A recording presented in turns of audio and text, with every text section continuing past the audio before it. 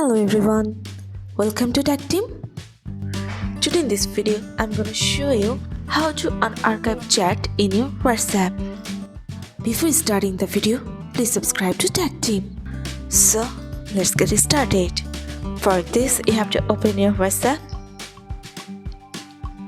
Now press on Archived option. Here you can see your archived chats.